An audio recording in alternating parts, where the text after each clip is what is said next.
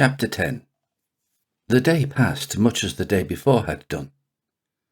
Mrs. Hurst and Miss Bingley had spent some hours of the morning with the invalid, who continued, though slowly, to mend, and in the evening Elizabeth joined their party in the drawing-room. The loo table, however, did not appear. Mr. Darcy was writing, and Miss Bingley, seated near him, was watching the progress of his letter, and repeatedly calling of his attention by messages to his sister. Mr. Hurst and Mr. Bingley were at piquet, and Mrs. Hurst was observing their game. Elizabeth took up some needlework and was sufficiently amused in attending to what passed between Darcy and his companion.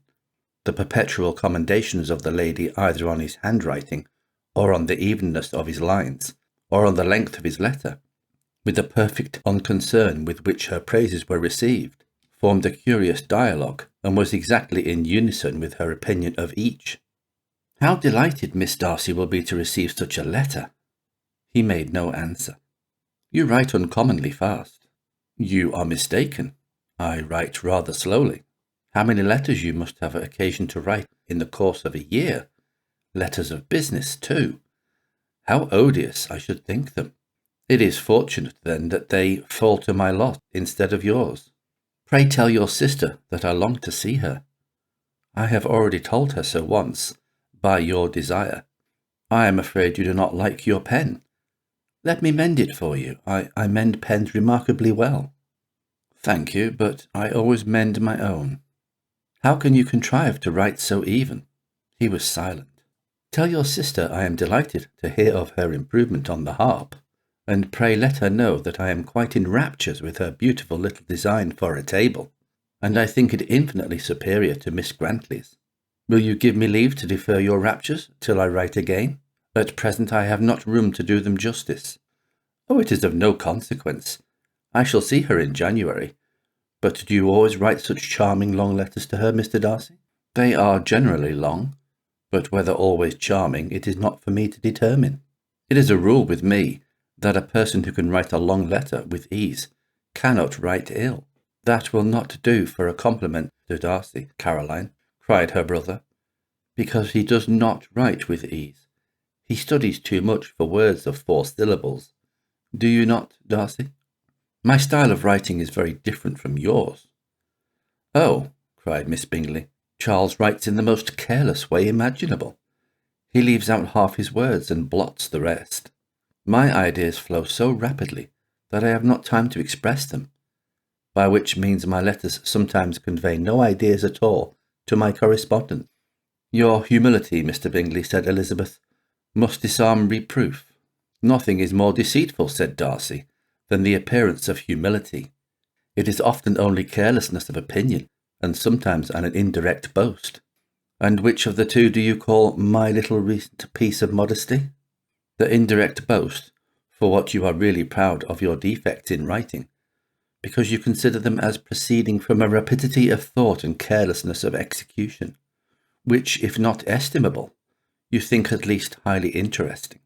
The power of doing anything with quickness is always much prized by the possessor, and often without any attention to the imperfection of the performance. When you told Mrs. Bennet this morning that if you ever resolved on quitting Netherfield, you should be gone in 5 minutes, you meant it to be a sort of panegyric, of compliment to yourself, and yet what is there so very laudable in a precipitance which must leave very necessary business undone, and can be of no real advantage to yourself or anyone else?" "Nay," cried Bingley, "this is too much. To remember at night all the foolish things that were said in the morning. And yet upon my honour I believed what I said of myself to be true, and I believe it at this moment.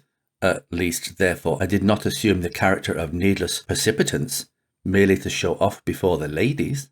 I dare say you believed it, but I am no means convinced that you would be gone with such celerity. Your conduct will be quite as dependent on chance as that of any man I know, and if, as you were mounting your horse, a friend were to say, 'Bingley, you had better stay till next week,' you would probably do it. You would probably not go, and at another word might stay a month." "You have only proved by this," cried Elizabeth, "that Mr. Bingley did not do justice to his own disposition. You have shown him off now much more than he did himself." "I am exceedingly gratified," said Bingley, "by your converting what my friend says into a compliment on the sweetness of my temper. But I am afraid you are giving it a turn which that gentleman did by no means intend, for he would certainly think the better of me if, under such a circumstance, I were to give a flat denial, and ride off as fast as I could. Would Mr. Darcy then consider the rashness of your original intention as atoned by your obstinacy in adhering to it? Upon my word, I cannot exactly explain the matter. Darcy must speak for himself. You expect me to account for opinions which you choose to call mine, but which I have never acknowledged. Allowing the case, however, to stand according to your representation, you must remember, Miss Bennet, that the friend who is supposed to desire his return to the house, and the delay of his plan, has merely desired it, asked it without offering one argument in favour of its propriety. To yield readily, easily to the persuasion of a friend is no merit with you. To yield without conviction is no compliment to the understanding of either. You appear to me, Mr. Darcy, to allow nothing for the influence of friendship and affection. A regard for the requested would often make one readily yield to a request, without waiting for arguments to reason one into it. I am not particularly speaking of such a case as you have supposed about Mr. Bingley. We may as well wait, perhaps, till the circumstance occurs, before we discuss the discretion of his behaviour thereupon. But in general and ordinary cases between friend and friend, where one of them is desired by the other to change a resolution of no very great moment, should you think ill of that person for complying with the desire, without waiting to be argued into it? Will it not be advisable, before we proceed on this subject, to arrange with rather more precision the degree of importance which is to appertain to this request, as well as the degree of intimacy subsisting between the parties? "By all means," cried Bingley. "Let us hear all the particulars, not forgetting their comparative height and size, for that will have more weight in the argument, Miss Bennet, than you may be aware of. I assure you that if Darcy were not such a great tall fellow, in comparison with myself, I should not pay him half so much deference. I declare I do not know a more awful object than Darcy on particular occasions, and in particular places, at his own house especially, and of a Sunday evening when he has nothing to do." Mr. Darcy smiled, but Elizabeth thought she could perceive that he was rather offended, and therefore checked her laugh. Miss Bingley warmly resented the indignity he had received in an exposition with her brother for talking such nonsense. "I see your design, Bingley," said his friend. "You dislike an argument and want to silence this." "Perhaps I do. Arguments are too much like disputes. If you and Miss Bennet will defer yours till I am out of the room, I shall be very thankful, and then you may say whatever you like of me." "What you ask," said Elizabeth, "is no sacrifice on my side," and Mr. Darcy had much better finish his letter. Mr. Darcy took her advice and did finish his letter. When that business was over, he applied to Miss Bingley and Elizabeth for the indulgence of some music.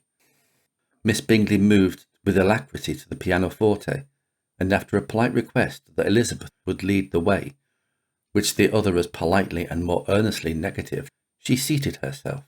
Mrs. Hurst sang with her sister, and while they were thus employed, Elizabeth could not help observing, as she turned over some music books that lay on the instrument, how frequently Mr. Darcy's eyes were fixed on her. She hardly knew how to suppose that she could be of an object of admiration to so great a man, and yet that he should look at her because he disliked her was still more strange. She could only imagine, however, at last, that she drew his notice because there was something about her more wrong and reprehensible, according to his ideas of right, than in any other person present. The supposition did not pain her. She liked him too little to care for his approbation. After playing some Italian songs, Miss Bingley varied the charm by a lively Scotch air, and soon afterwards Mr. Darcy, drawing near Elizabeth, said to her, "Do you not feel a great inclination, Miss Bennet, to seize such an opportunity of dancing a reel?" She smiled, but made no answer. He repeated the question with some surprise at her silence. "Oh," said she, "I heard you before, but I could not immediately determine what to say in reply. You wanted me, I know, to say yes, that you might have the pleasure of despising my taste. But I always delighted in overthrowing those kind of schemes, and cheating a person of their premeditated contempt.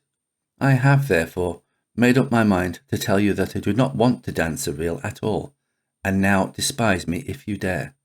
Indeed, I do not dare." Elizabeth, having rather expected to affront him, was amazed at his gallantry, but there was a mixture of sweetness and archness in her manner, which made it difficult for her to affront anybody. And Darcy had never been so bewitched by any woman as he was by her. He really believed that, were it not for the inferiority of her connections, he should be in some danger. Miss Bingley saw or suspected enough to be jealous, and her great anxiety for the recovery of her dear friend Jane received some assistance from her desire of getting rid of Elizabeth. She often tried to provoke Darcy into disliking her guest by talking of their supposed marriage, and planning his happiness in such an alliance. "I hope," said she, as they were walking together in the shrubbery the next day, "you will give your mother-in-law a few hints, when this desirable event takes place, as to the advantage of holding her tongue, and, if you can compass it, to cure the younger girls of running after the officers, and, if I may mention so delicate a subject, endeavour to check that little something, bordering on conceit and impertinence, which your lady possesses." No, stay where you are. Have you anything else to propose for my domestic felicity?" "Oh, yes, do let the portraits of your uncle and Aunt Phillips be placed in the gallery at Pemberley. Put them next to your great uncle, the judge. They are in the same profession, you know, only in different lines. As for your Elizabeth's picture, you must not attempt to have it taken, for what painter could do justice to those beautiful eyes? It would not be easy indeed to catch their expression, but their colour and shape, and the eyelashes, so remarkably fine, might be copied." At that moment they were met from another walk by Mrs. Hurst and Elizabeth herself. "I did not know that you intended to walk," said Miss Bingley, in some confusion, lest they had been overheard. "You used us abominably ill," answered Mrs. Hurst, "running away without telling us that you were coming out." Then, taking the disengaged arm of Mr. Darcy, she left Elizabeth to walk by herself. The path just admitted 3. Mr. Darcy felt their rudeness, and immediately said, "This walk is not wide enough for our party. We had better go into the avenue." But Elizabeth, who had not the least inclination to remain with them, laughingly answered, No, stay where you are. You are charmingly grouped, and appear to uncommon advantage. The picturesque would be spoilt by admitting a 4th. Goodbye." She then ran gaily off, rejoicing as she rambled about in the hope of being at home again in a day or 2. Jane was already so much recovered as to intend leaving her room for a couple of hours that evening.